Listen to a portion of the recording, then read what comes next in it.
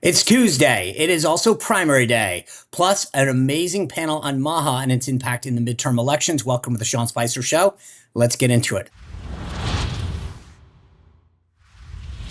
All right, guys, today is primary day. We find out finally if Tom Massey will keep his seat. We'll break down all those primary results for you tomorrow. Plus, Andrew Giuliani will be here to talk about his dad and what we're doing to prepare for all these big soccer games. The FIFA tournaments kick off in just a few weeks. And Senator Ron Johnson of Wisconsin will be here as well. But today, I want to do something really unique. I wanted to talk to several people heavily involved in the MAHA movement about the impact that the MAHA movement is having and what it will mean for the midterm elections. So without further ado, I want to introduce Grace Sessi, the Vice President for Regulatory and Government Affairs at Empower Pharmacy, Jennifer Gagliardi, Senior Policy Analyst for Restoring American Wellness at the Heritage Foundation, and Tiffany Ryder, an emergency medicine physician associate who writes under the title over at signalandnoise.online. Without further ado, let me bring them in. Ladies, welcome to the show. Great to see you all. I'm excited to have this conversation because there's a lot of talk about MAHA, but let's, as we get ready for the midterms, I want to get a check how we're doing. Jennifer, I want to start with you. If you had to grade the progress of the MAHA movement 1 year and 5 months in, give me a grade. I'm a tough grader, so I don't grade on a curve. I'll let you know that. I'm not taking Jennifer's class. Good idea.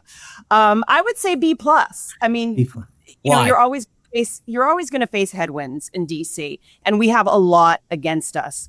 But I always think there's room for improvement. So I want to make sure that we have some gap there. And we've had a lot of successes. I mean, as we've talked about on our podcast with you, things move very slowly in DC. And I understand the frustrations of the MAHA movement, where some things that were promised, you know, haven't come to fruition, but we're only a year and a half in. So we have some time. I was at an event with Kennedy a couple weekends back on a ranch in Texas. And he said, it's like the big barge. Right. It's like a tugboat moving a big barge. You just have to keep hitting, make these incremental changes. And at one point, there'll be a tipping point and kind of the glacier, the barge will just move. And I think everything will follow. I'm really excited about potentially getting Roger Marshall as the head of the help committee. I think that will change things. So I think there's room for improvement, but I overall think we've made great progress. And I'd love to hear what the other ladies think as well. From their it's funny you brought up Roger Marshall. Obviously, for those who didn't catch the reference, because I didn't at first. I was like, "What?" Bill Cassidy loses his seat in the Senate, head of the Help Committee, which is critical to the MAHA agenda. You're replacing him with a much more friendly voice in Roger Marshall. All right, we know what Jennifer's grading system is like. Tiffany, how's your class going to be? Am I looking to sign up for this? Give me a grade. Well, I think you would much prefer to take my class only because I'm a hopeless optimist and I'm an easy grader. But I don't know. You know, it is hard. I understand Jennifer's framing for sure with, you know, people really are disappointed. I think people who aren't as familiar with the way that DC works are hoping for just everything we've always wanted to happen immediately. And I think we all want that secretly in our hearts. But you know, I think we've had some real concrete wins. I think things like the 18 states that have stopped giving, you know, stopped using SNAP benefits to buy soda and candy, things like that will really move the needle. But I think as a clinician, for me, the biggest win is more of a soft win. It's that we're now allowed to ask questions that 5 years ago I would have lost my medical license for asking. And I think that has a trickle-down effect that we haven't fully realized yet. But the fact that, you know, we had an FDA commissioner come out and say, actually, medical dogma is pervasive and wrong, and gave us plenty of examples of that. And we're starting to be allowed to question the way things have always been done. And I think that's going to be an essential step to next steps and moving forward. Yeah, I agree with that. I think that the transparency has been huge. The ability to finally get back to asking frank, normal questions. Grace, give me your, first of all, actually, I'm not going to let Tiffany off the hook yet. I didn't hear a grade out of you. I mean, I would give like an A minus. Okay. All right. She stole my grade. No, Sorry. but well, that's the grade. I want to hear the rationale. Somewhere. All right, Grace, give me a. But are you giving it for the same reasons, or do you have different rationale for your grade? I'm in between both of their perspectives. I would say I agree with both. Like I'm a tough grader as well, but I do love the MAHA movement and what they're doing. Make America healthy again is great. But I'm also in the same boat with Jennifer in the sense as I want to see results. I think that their intent is there. They're trying to do great things.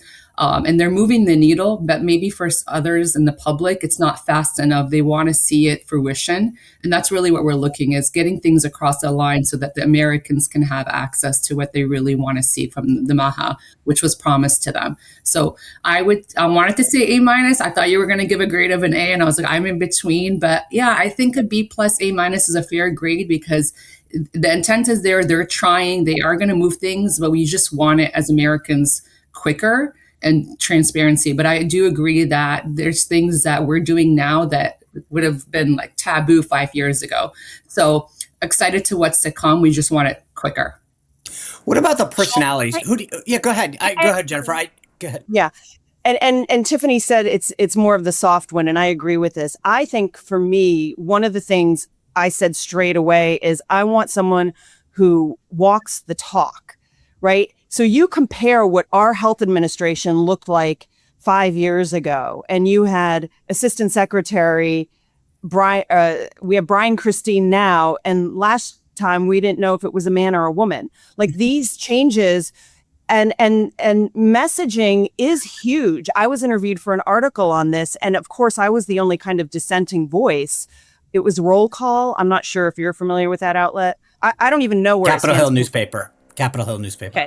Okay. I don't know if it's got bias or not, but I read the article and I was the only one saying like they were coming out as if the social media things and all the celeb was actually not serious, right? If this made him look less serious, that it was all just based on his personal health choices and less on science. And I said, well, messaging is key.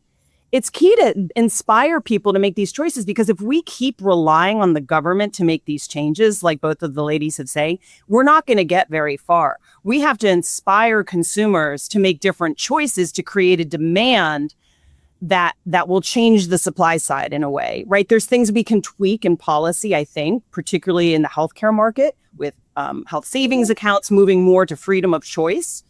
But that messaging of like, the Pete and Bobby challenge and the Oz walk, when they all started, I mean, was it corny a little bit? Sure, but it inspired my whole team to do a walk day at Heritage and we'll go, take a break in the middle of our day and have an hour and a half. Like our culture inside our company has changed. And I think that demand is really important. So the messaging, like Tiffany said, it's a soft win, but I think it's a big win. What about the people, guys? Who do you think is like the superstar? I mean, obviously RFK comes to mind, but is there anybody that you guys think like, hey, there's an unsung hero in the MAHA movement, whether it's in government or not? Who is there anyone that you guys think gets a lot of the credit for this that maybe isn't top of mind? I mean, I love RFK Jr. just because, he's talking about peptides. And I think that to me is like so exciting, right? Like, again, it's things that we never talked about before that we're talking about now. And I think that we need to focus on what the people want. People want to see progression with the healthcare. They want to make their own choices. They're sick of individuals telling them what to do with their bodies or, what medications they can or can't take or what they can't afford. So for me, he's really pushing that. I know that's like top of the line for everyone, but to me that he's always on top of mind because he's challenging status quo. And I think that he is going to be able to move the needle with that. I think it's unsung, but they are the big drivers, the MAHA moms. Like you just can't ignore the power the political power that they wielded in the past year, whether it was the trying to get a glyphosate liability shield through. They blocked that with a lot of political pressure. We primaried, like you mentioned, Bill Cassidy. I mean, there's a lot of power in upset moms. I don't want to say angry. I think they're, just frustrated. I gotta be honest, to me, outside of Bobby, and I agree with you 100%, Grace, like he's the obvious choice. I actually been really pleased with Dr. Oz. Like he has been out front leading on a lot of issues, and CMS, which is Centers for Medicare and Medicaid, normally wouldn't get the attention, but he's really shown us how much that matters, how much you can, these big government programs can affect the agenda. Yeah, and I've got to give a shout out to Brooke Rollins. I was uncomfortable when RFK moved into HHS secretary as opposed to being just a MAHA czar or, in a more global position because I didn't know if he was going to get bogged down with ag. And Brooke Rollins and he have made this amazing partnership, and they seem to be walking in lockstep for the most part. And she's been more of an advocate than I expected for MAHA. So I hate to interrupt this conversation, but I got to tell you, if you are in construction or infrastructure, here is something I want to share with you. There's a material. It's called fiberglass reinforced polymer, or FRP. It's from a company called Bedford Reinforced Plastics. It's strong. It's lightweight. It does not rust. It does not warp or corrode, which if you've dealt with maintenance issues before, all of that matters. It holds up in all sorts of tough environments, which means fewer repairs and longer life for your project. That's why you're seeing it in more and more projects around the country, like wastewater facilities, utility infrastructure, and even architectural applications where durability and longevity really count. And here's the thing. Bedford FRP is made right here in the United States. You'll see it in things like industrial platforms, grading, and even pedestrian bridges and light vehicle bridges. Something that most people don't take time to think about it, but this is a great thing that we should be thinking about on all of these projects going forward that we keep saying need to get built and done. So if you want to take a look at what I'm talking about, go to bedfordreinforced.com/Spicer. There's nothing to buy here. We're just creating awareness. So go to bedfordreinforced.com/Spicer. Now back to the show. The funny part about MAHA is that I think the traditional view is that it's taking on big pharma, but there's big pharma, big food, and big ag, right? And I think we've made strides in all three. And each of you have touched on this, but I think when you keep this movement in context, it's not just taking on big pharma. It's really talking about wellness and what's in our food. And I think the transparency aspect of this has the idea of now flipping over, a protein bar and saying, what's in this? Can I pronounce these ingredients? Is something that, at least to me, is new. Yeah. And I think that's one thing to remember is like people that have been kind of like the three of us, have probably been doing that for a decade. So it seems old hat and common sense to us, but it's not to a lot of people. Like you said, Sean, like you were telling that story of like flipping over you thought the protein bar was great because it had this much fat, this much protein, and this much carbs, and it's a diet zone bar. And you flip it over, you're like, this is really not much better than a Snickers bar. So I'd rather have the candy if I'm going to do that. But the messaging of real food, I think is huge. Just that simple slogan of eat real food. The critics are coming out and saying, well, he didn't do anything different than Michelle Obama. Yeah, he did. He had better messaging. Again, he had a better campaign and something that, and maybe just the timing was right as well. I'll give it that, right? A lot of it is timing. But the messaging is just great. The graphic design of this new pyramid, no matter how much we wanted to switch from like the pyramid to the My Plate, that pyramid is singed in everybody's brain. I don't think it ever going to, so it was smart to not change that, to work with that and, like South Park said 5 years ago, turn the pyramid upside down. The harbingers of truth. South Park never hurts marketing. I love South Park. It was, honestly, I was like, how did they know? That was crazy. They were like, maybe we just turned it upside. How do they know is the question. How do they know? There's so much out there. But I think you said it earlier, like we've been doing that. I think as the three of us, like it's something that we've always done. But I would call this era the awakening of the Americans, is that everyone now is asking questions like, what am I putting in my body? And I think that's what this administration has recently done is eye-open a lot of individuals to I was just eating it because I was told to do it, right? Because I trusted the government. They told me to do this. I trusted the industry, the commercials, all that. And now people are asking questions. And I would say, you know, this administration took it from a 50 to 100, but COVID really changed that of, you know, the messaging. But the administration is really making an impact of asking questions, of not just whatever you're being told you're going to do. And that's what Americans are now doing. You know, I lived a lot overseas, so that to us is like just natural. Like, we don't eat processed food. You want meat, you go get it from the butcher, he cuts it up, you go grind it at home. There's nothing that's processed.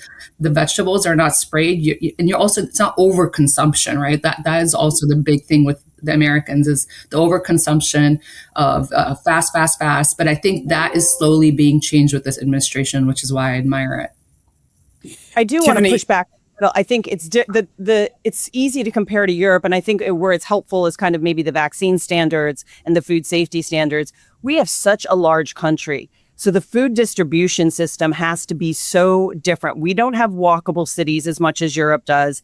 It's a different kind of climate. It's a different climate of how people get food. Yes, we've definitely, I love what you said. Sometimes I think a problem is just portion size. I mean, you go to Cheesecake Factory and one meal can feed like 4 people and you have one person eating it with no take home or leftovers. But, you know, there's more challenges in this country. You have so many different climates. You know, the one thing is you are telling people to eat healthier. Well, how are we going to get fruit to Montana in the middle of winter? How are we going to get vegetables? So preservation in this whole, you know, I went down a rabbit hole recently with kind of a peel in this post-harvest industry that is not looked at, of how we get healthy food. So that's a big challenge. And that's why I maybe gave it a B+, because we have to figure out now that people are demanding it, how do we get it to people?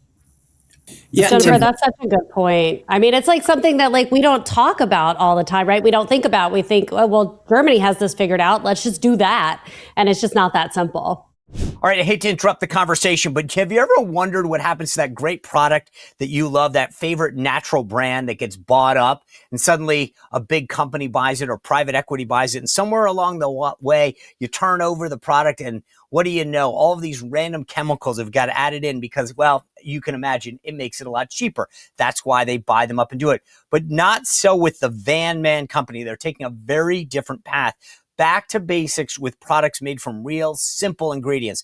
The signature tallow balm that they use is built around one powerful idea, which is to give your skin what it naturally needs. The fatty acids in tallow allow your skin to closely match your own oils. It absorbs easily. It leaves your skin feeling soft and smooth because it's concentrated, free from unnecessary fillers. It goes a long way. So if you're ready to ditch the corporate chemicals, go to vanman.shop. So vanman.shop/Sean and use code Sean, SEAN, for 15% off your first order. That's vanman.shop/Sean. Use code Sean for 15% off your first order. It's real ingredients with no exceptions. Check it out. Now back to the show. All right. Well, Tiffany, here's the thing. You're a medical professional. And one of the things that we've all said is this notion of asking questions. When I was a kid growing up, in fact, it was encouraged. You'd go see a doctor and say, well, you should go get a second opinion. The idea was, hey, that's part of the process. In the last decade plus, maybe, the idea of challenging the medical orthodoxy was in fact, it would get you banned and censored. What do you mean you're asking me? And then we start to find out that, with all due respect, I started to ask questions of my doctor about nutrition. I say, how many nutrition classes did you ever take? Well, none. And the answer to everything, I believe, seems to be a pill, which is whatever's ailing you, we can write you a prescription for that. And I think in some cases that's the right answer. But I don't think we're ever at, as Kamala Harris learned on the border, we never get at the root cause. So why do you have, diabetes? Why is your cholesterol high? As opposed to just take this pill, which again, may be the right thing in the short term. But we're now trying to get people back to a state of healthiness by asking questions. What's your diet look like? What's your exercise? And I think we've approached things, and the government now, instead of just mandating it, it's saying, giving us a lot more transparency in terms of what we're eating and what the approach is. Yeah. Yeah. And I think that is really the key. I think Jennifer said it earlier. government is not coming to save us. There are things that government can do to support our cultural change and our personal change, but really this is going to happen in the home. And when I look at, this white coat culture of doctors and clinicians who spent decades just doing the best they can and never being questioned about what the recommendations were and how that's changed just in the past 5 years, it's really, I think it's hopeful. I think that I want to be careful about the way that I frame it, because I don't think that your doctor is not lazy. Your doctor is not unwilling to give you nutrition advice. A lot of times doctors don't know. Most clinicians are operating in a 7-minute visit window, and they want to help. That's a lot. It's not even that. I don't know if it's 7 minutes. Yeah, exactly. Exactly. I mean, and think about all the charting you have to do. And so, I think it's really working from multiple fronts. We need our patients to come to us and make it a priority in the visit. Hey, my, blood pressure is high. I understand and I appreciate that you're willing to give me this medication, but is there something that I could be doing on my end that would help? Do we know why it changed all of a sudden? And that gives clinicians the permission to have that conversation and the incentive. And I just think that, the more that we do that and the more that we are allowed to question, I don't think that people have really any idea how often we go into an appointment and we are thinking, how can I not get sued? How can I not have my license taken away by the medical board for saying something that isn't allowed, even though the science supports something else?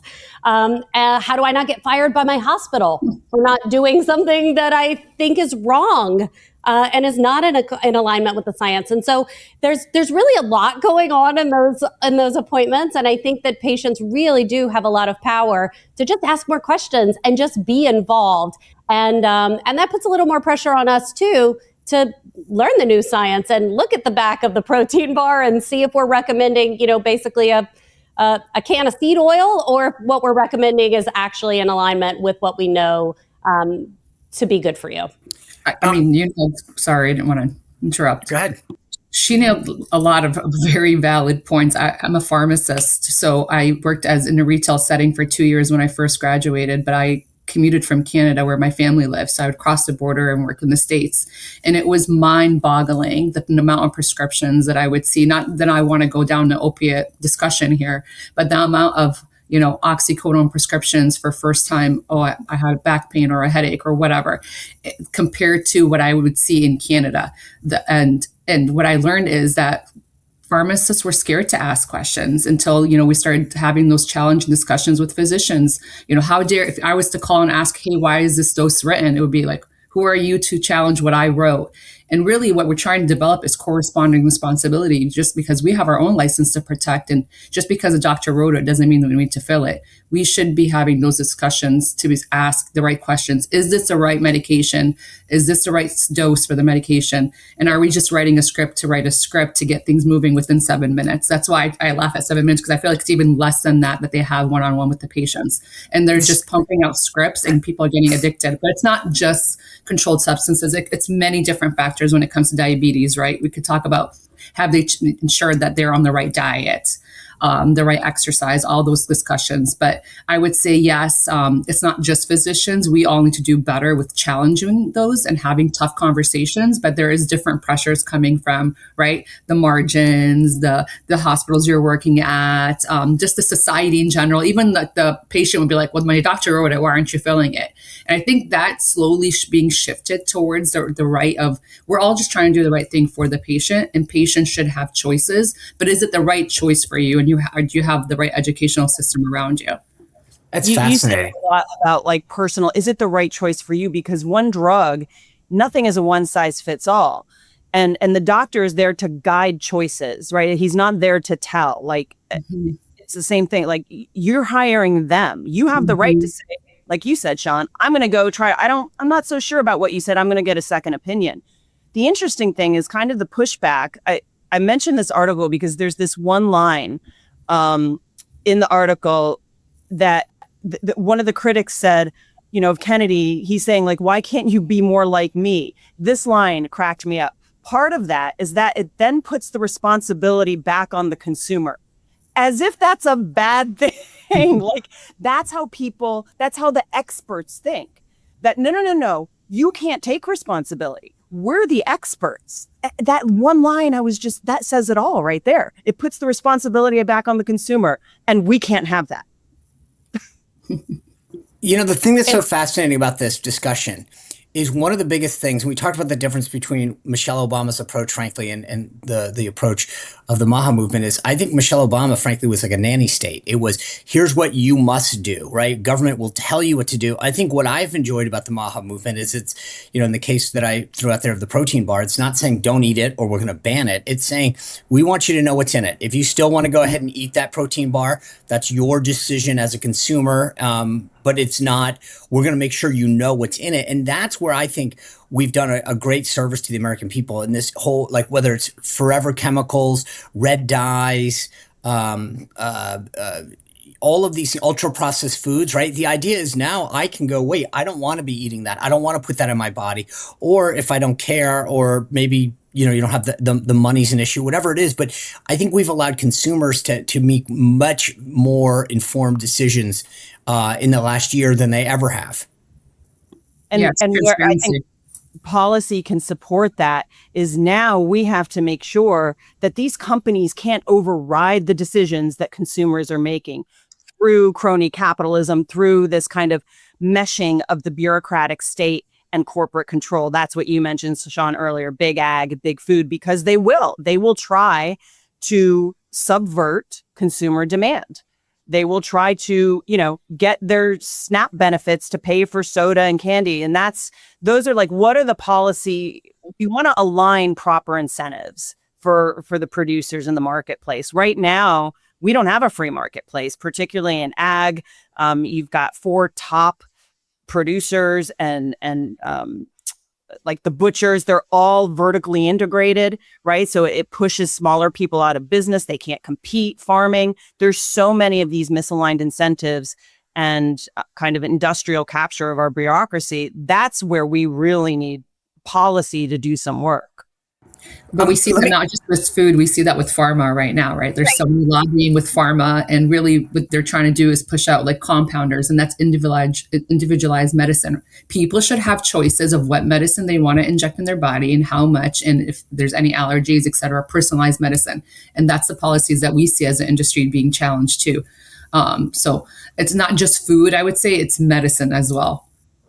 Grace, can you just talk about that for 1 second? The big pharma tries to scare people to say, if you're compounding, that's probably something from China. You don't know what's in it. And yet the more I've gone down this rabbit trail, I've found that, in fact, these pharmacies are regulated. They're based in America. But just sort of big pharma wants you to believe that anything that isn't from a labeled big pharma thing is dangerous. Walk us through what the reality is in the compounding world. The reality is that we're being hit on every angle because pharma is trying to control everything. By the way, pharma has been controlling everything for a long time. But I would like to educate the American public is pharmacy started as compounders. That's how pharmacy really started, with brick and mortar. We made medicine from scratch in the United States. And then through evolution is then we got into manufacturing and making these drugs overseas. This all started, I would say, because of GLP-1s. When you start hitting people's pocketbooks, they start, wanting to advocate for many different things. But now compounding is not safe because of GLPs. But again, compounding has always been in the industry for centuries. And this is how original medicine started. And also it's highly regulated. I would say there's 2 separate. There's a 503A and then a 503B pharmacy. The 503A pharmacy is patient specific. It's for many different patients, pediatric that can't swallow, dosage forms, allergy. It's very, I would say, individualized for that patient. 503B pharmacy, which is, by the way, it's regulated through states boards of pharmacy and a little bit of FDA as well. 503B, it's, outsourcing facilities. You're dealing with clinics, hospitalized, more bulk medications, and it's highly regulated through FDA and CGMP. But again, the notion of big scary pharma, the narrative is, compounding is not safe. It's always been safe. That's how pharmacy started. Yeah, it's definitely got a bad rap. I want to ask you guys this, because let's get to the politics of this. There's a lot of questions about whether or not Republicans should embrace the MAHA movement as an issue going into the midterms. I don't know. I mean, I'll just save my opinion for later, because I want to get you guys to weigh in. But Tiffany, I mean, Jennifer mentioned the MAHA moms being such a driving force. If you were talking to a group of campaign operatives right now, or members of Congress from the Hill, who said, gosh, I don't know how much to lean into MAHA during my reelection campaign, what advice would you give them? I would say lean all the way in. I mean, but I'm biased, of course, right? So, I mean, my guilty knowledge is I hear a lot of conversations with staffers, congressional staffers, with people who regularly meet with members of Congress, and the feedback that I've heard is really that congressional staffers are insatiably curious. They want to know more about what MAHA is recommending for different things, because like we talked about, it's a huge portfolio, right? It doesn't just encompass pharma. It encompasses insurance and CMS changes and ag and all of these things. And so, congressional staff is very curious. I think members of Congress are very nervous because there is comfort and safety, or perceived safety, in just maintaining the status quo. It's really scary to be the person who goes out on a limb and does something different. But I think what we saw with Cassidy's race that just happened this week is that it does make a huge difference. Brownstone Institute, and I meant to pull up the stats to refresh my memory, but didn't. But there was an overwhelming support. They just did a poll. There was an overwhelming support for medical freedom on both sides of the aisle. I think that MAHA represents the persuadable middle. I think it's a huge opportunity. I think it's something that is morally and ethically worth leaning into. And I hope that is the direction that we'll move. And I think it is. I think it is the movement that's happening. Sean, because Tiffany brought up moral and ethically, I'd like to maybe address a little bit on that philosophical principle, because the way I see it, particularly in the past 10 to 20 years, couple decades, is that the progressive movement, the ideology is such that we can control everything. A man can become a woman. I mean, sorry, I keep harping on this trans thing, but it really tells you a lot about their way of thinking, right? We can overcome human nature. We are smarter than God. We can do anything we want. We can make a man have a baby. We can put a baby in a tube and make it. We can have two men have a baby, right? They're constantly trying to override human nature and the limitations of human nature. You're limitless. Self-empowerment, right? They're all about this self and this enlightened self and this fully actualized self. Conservatives do tend to be more religious and understand, we're a little more humble. We don't have control of everything. We're not going to try to control Mother Nature or human nature. We are going to work within the constraints of it for human flourishing. We are going to try to, make conditions most favorable for all humans to thrive. However, people are still going to die, right? That we saw that during COVID, that philosophy, 0 deaths. No deaths from COVID. That's ridiculous. There's no deaths from jaywalking. There's no deaths from getting in your car. There's no deaths from eating salad. There's always this small percentage. You take a risk with everything you do. Something might happen with, it's about personal sovereignty. And if the MAHA people, what frustrates me a little bit is if you don't do it, we're going to take it to the left. They're not going to take it in the good direction.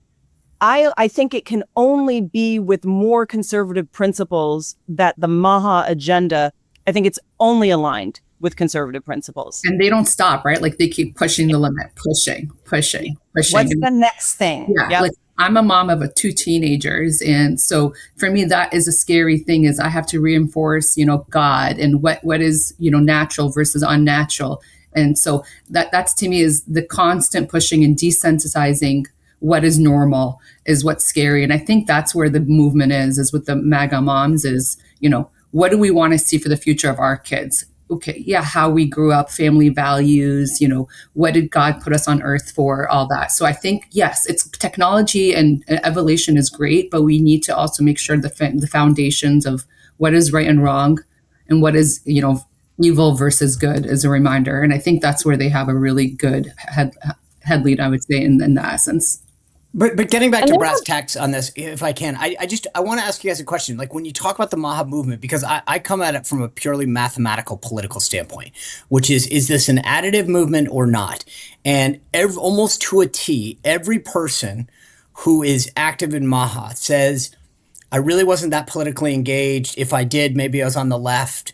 And so I guess my point is that I see this as a extremely smart and healthy and additive piece.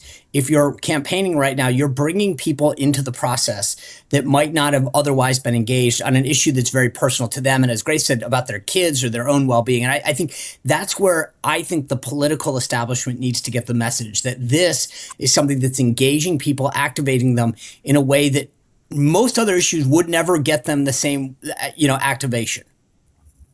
And I think you see this in particularly maybe more traditional blue areas, right? Where you had that kind of maybe squishy middle, like Tiffany talked about, that because of the vaccination schedule, because of the school lockdowns that were so ridiculous, it's kind of like the same Spencer Pratt thing. It's gotten so ridiculous, they're willing to vote for a reality star, which we did in 2016, right? Same kind of thing. Like we were tired of politics, same old, same old. So I think the candidates that can kind of say, I'm actually not a typical politician and lean into some of these MAHA issues, I agree with you. It is additive. I was saying that kind of like 4 years ago. If you talk about these health issues, people will vote on them. Particularly, like you said, Sean, the ones that normally wouldn't go out and vote. And his name is not Spencer Pratt. It's the Prince of Bel-Air. I don't know if you saw that. Oh, I saw that. Grace, it was great. That was the news. It was genius. He got my attention. Pulling those out. Again, I think like he's being relatable. He's hitting home. He's talking to the people on the other side of the screen that are going to vote, and he's being relatable to them of what matters to them. I think that's what MAHA is doing, right? They're being relatable to the issues that are being impacted in your home, and how do you get that vote? So I love his campaign. I'm not going to lie. And I love reality TV. And so, I watched him when he was like nothing, like causing chaos on TV to now doing this. So I am proud of him. But again, I think that's another thing about America. You can go from being a reality star TV to now being a mayor of LA. So God bless. I hope he wins because he's talking to the people. But maybe here we should are. Listen to this podcast, and once hopefully if he makes it into the final, however they run it, I think they run it like the governor, right? It's a open primary.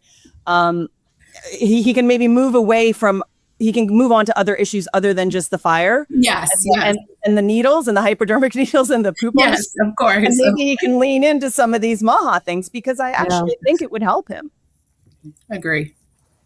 So to go back to your point, Sean, about the about if this is a net win or a net loss, like Jennifer said, like multiple times, like brought up this gender ideology. And I think that for, we'll say, an RFK Jr. Democrat, right? For this group of people who were primarily, maybe they voted on the left because they were concerned about the environment or about big pharma or industry, they looked at this, gender ideology. I hear from people all the time, and they're like, the Democratic Party left me, and now where do I go? And I think that MAHA provides a cushy landing for those people that says your values really matter to us, and here's what conservatism really is, not what you read it was in the New York Times.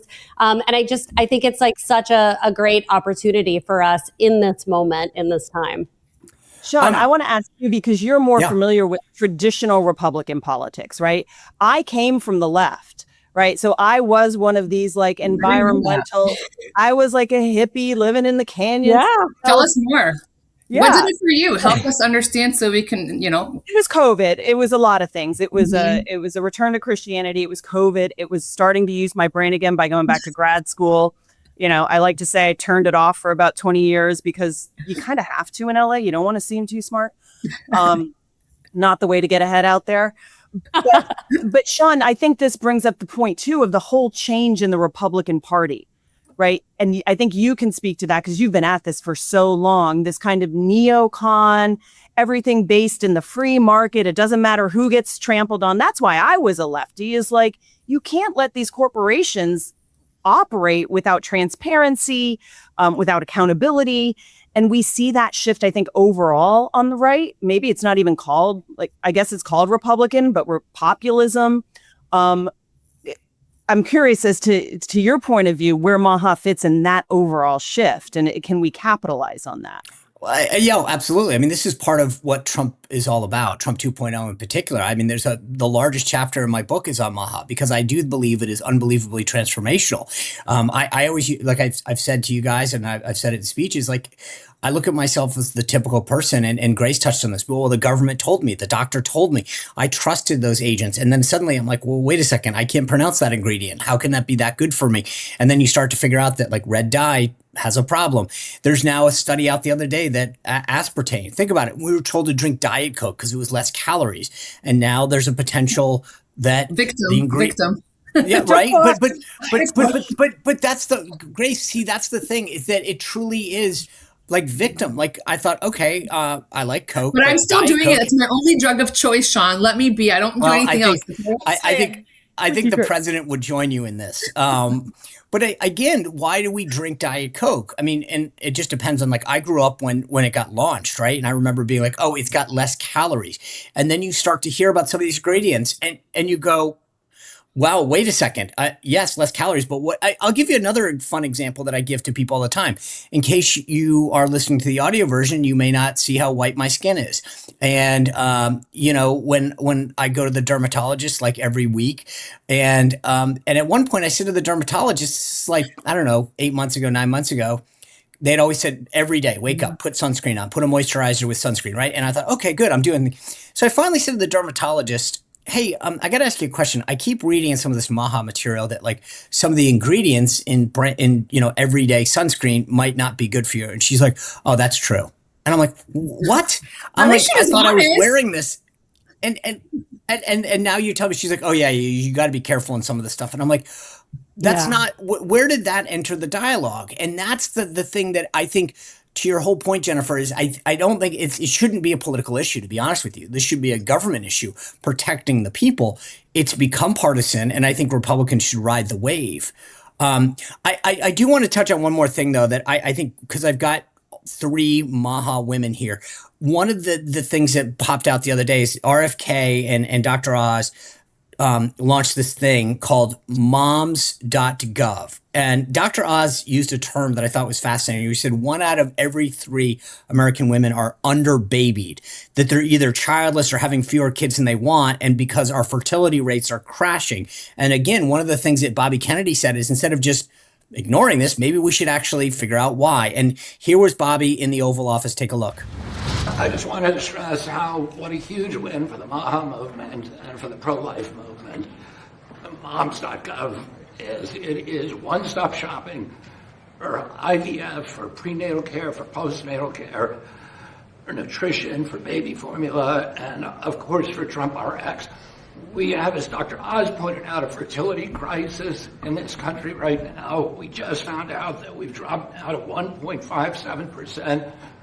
The replacement rate is 2.1. 100 years ago, we were at 3.27, so more than double than we are today. We are approaching the cataclysmic rates that Japan and China are now experiencing that is threatening their economy. It's a threat not only to our economy, to our national security, it's a direct threat to our Social Security Trust Fund, to the Medicare Trust Fund. President Trump has directed my agency to find out the cause of the fertility crisis, and that is part of this program. We're looking at the impact of metabolic challenges, which directly affect fertility, of obesity, which affects fertility, of endocrine disruptors, of pesticides, of this toxic soup that our young women are walking around today to try to figure it out. The fertility crisis for women began in 2007. For men in 1970, men had twice the sperm count as our teenagers do today. This is an existential crisis for our country.